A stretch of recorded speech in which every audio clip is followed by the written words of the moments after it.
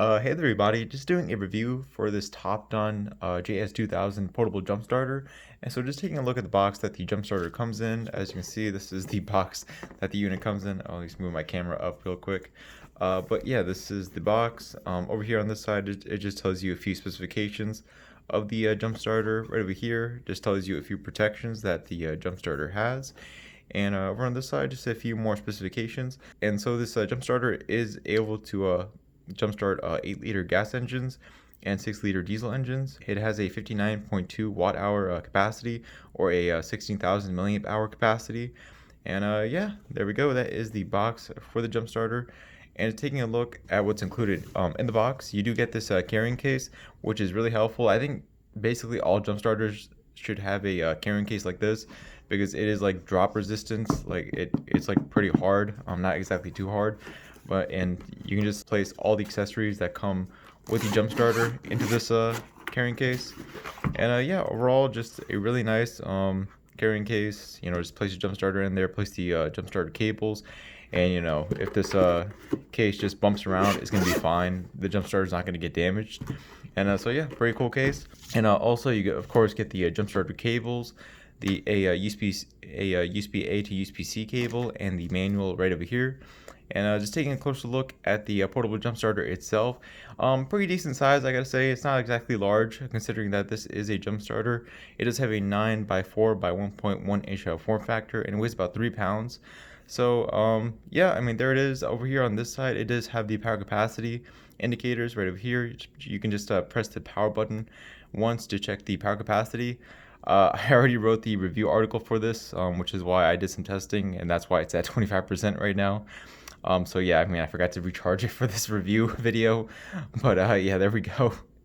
In terms of the port selection, it has a decent port selection.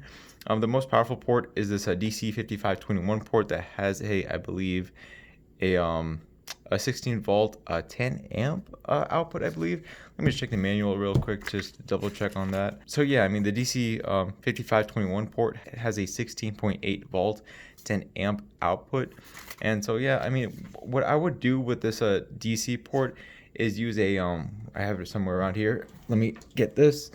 Yeah, I would get something like this. This does not come with this jump starter. I have this separately, but like I would plug this into this port right over here and plug in probably a portable tire pump, and that's how you can use this. That's how you can make this DC port a lot more accessible. And so yeah, I mean, that's my opinion. I'll grab a tire pump just to demonstrate how I would use it. And so yeah, that is the DC 5521 port. Over on this side, just take this flap down right there. It does have the jumper cable port. These are the two USB type A ports. There's a single quick charge port and a single USB and a single standard port that has a 12 watt output, I believe. And over on this side, this is the Uspc input. And so yeah, a big letdown with this jump starter is that the Uspc port is not a output port. You can only use the Uspc port as a input to recharge it, and it recharges at 18 watts only as well. So and the other two jump starters I've reviewed on this channel, I think it's been 2 so far, but yeah, the Loki Thor jump starter and the Fantic jump starter were able to recharge at 100 watts.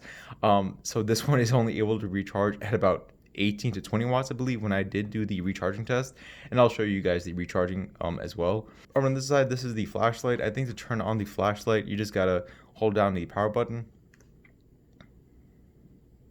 Yeah, there we go. And it's a decently bright flashlight.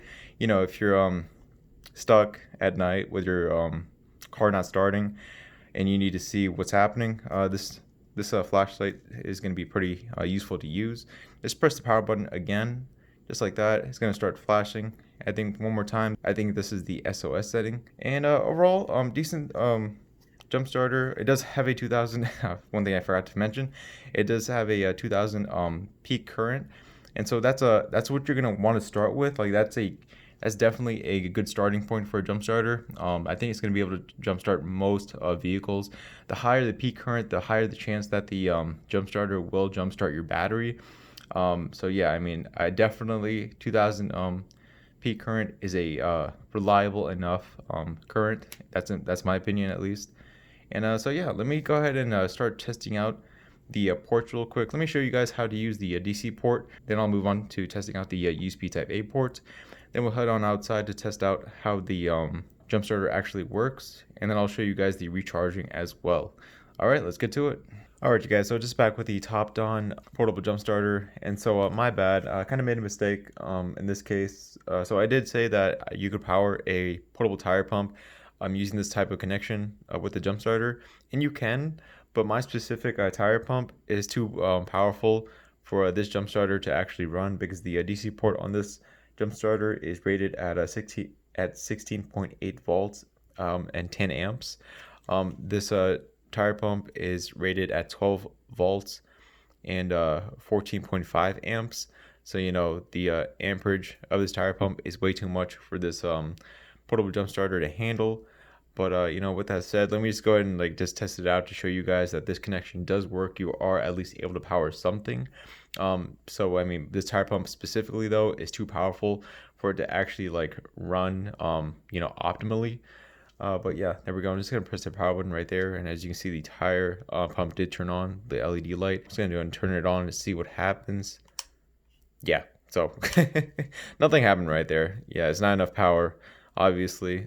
Sorry about that. Didn't mean to misdirect you guys. But yeah, moving on. Let me go and test out the charging ports, the two USB Type A ports over on this side, and I will be right back. Alright, you guys. So just back with the jump starter. I am charging my Galaxy Note 9 from the USB Type A quick charge port. I'm charging the LG G7 from the standard USB Type A port. And so as you can expect, fast charging for the Galaxy Note 9 and standard charging for the LG G7. And yeah, there we go. I mean, nothing really surprising there. Unfortunately, this jump starter does not feature a Uspc power delivery output port. The Uspc port is only able to recharge the jump starter and just average charging all around. And so yeah, there we go. And so yeah, I'm just gonna head on outside to test out the actual jump starting capabilities using this using the jump starter clamps right over here. And so this jump starter does have a boost feature that you can press. It's gonna help with jump starting like completely dead batteries. At least that's what it says in the manual, I believe, and also on the product page. And I don't need that. I mean, my battery isn't even dead with my car right now. I just demonstrate how to hook up the jump starter to a battery, and just as like a test run to show you guys how you would go about using these type of jump starters. And so yeah, let's just head on outside to see how it works. All right, let's get to it. Alright you guys, so just outside with the JS2000 jump starter, just going to connect it to the battery to show you guys how it works. And so just connecting that to the positive and this one to the negative. Let me just pull it over some more. Okay. So yeah, there we go. We got it hooked up right there. And once you connect the adapter to the jump starter, it automatically turns on. And as you can see, we have the green light, solid green. And so it's ready to crank up and start the car. So let me just do that right now.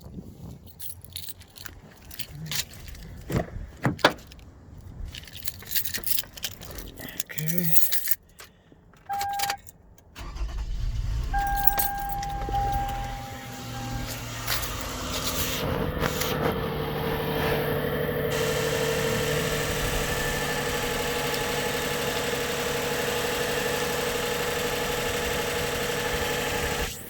Okay, and so yeah, I mean, that's how it works. And also, I don't know if you guys noticed or if I mentioned before, but this does have the boost feature. When you press this button, it just like the jump starter just gives out as much power as it can to a battery that it can't sense a voltage with, which means that the battery is like fully depleted and like fully dead.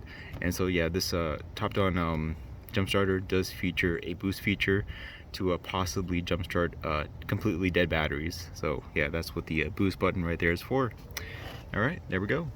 All right, you guys. So just back with the TOPDON JS2000 jump starter, and I am recharging it right over here. I was gonna use the built-in Uspc port on this River 2 power station to recharge the jump starter, but my Uspc watt meter wouldn't fit into it because I think, you know, just the way it's designed. And also I was gonna input my watt meter into the jump starter directly, but once again, like this groove right over here, that the Uspc port is in wouldn't allow me to actually input the watt meter into the jump starter. So I just had to settle for recharging it using this 100 watt Ugreen wall charger connected to the AC outlet on the power station. So yeah, I mean, it's whatever. So yeah, I mean, this jump starter has a 18 watt max input. However, I'm able to recharge it at about 19.8 watts. Occasionally, it did jump to like about 20 watts. So my recommendation is to recharge this jump starter with a 20 watt power delivery wall charger just to get the fastest recharge speed possible. And you know, once again, this is a rather slow charging speed. This jump starter has a 59.2 watt hour capacity. So you know, with a 20 watt input speed, you're gonna be able to get this power bank to full power within, I think, about maybe 3 hours, 3.5 hours, going from 0 to 100%. You know, that's pretty slow in comparison to the other jump starters I've reviewed. But yeah, I'm just showing you guys what's possible. You don't need a 100 watt wall charger to recharge this jump starter. Just go with the 20 watt charger and you're gonna be good to go. All right, there we go. Alright you guys, so that is the review for the TOPDON JS2000 portable jump starter. It's a pretty decent jump starter, I gotta say. You know, it's not breaking any limits with its charging ports, recharging, or the you know, the jump starting peak current. But you know, with a 2000 watt jump starter, like, this is the base that you want to go for if you're going to be buying a jump starter in the first place. Going any lower than a 2000 peak current jump starter is going to be pretty unreliable, because you never know when your battery is going to be really weak, and having a weak jump starter isn't going to do you any favors. So yeah, I mean, this is a solid option. And also price wise, I think this goes for, oh, let me check real quick. So yeah, this does go for about 100 over on Amazon at the time of making this video. And that's a pretty good price, you know, in comparison to, like, you know, other well-known brands on Amazon, such as a Noco Boost, I believe it's called. I think their 2000 peak current jump starter is really expensive. I think it's like 200. So alternative brands such as TOPDON are just really good. Like, this is a pretty solid jump starter that's going to be affordable. It's because it's like, it's basically half the price than the leading competitors. And so yeah, I mean, there we go. I wish that the charging power was more powerful. I mean, in terms of the Uspc port being used as a input only, I wish that this jump starter had a power delivery Uspc port output. And so that's my opinion on it. And also, I wish it had a digital capacity indicator rather than these dots right over here, because many more jump starters are starting to use digital displays. That's just better to look at, and also they have like different warnings that you can like take a look at. And yeah, I mean, overall, a pretty solid, decent base jump starter, and pretty affordable in comparison to the competition. Down in the description below, I will have a link to the product page, as well as a link to the review article over at chargerharbor.com. You will see that eventually down in the description below. And I will see you all on the next video. All right, goodbye.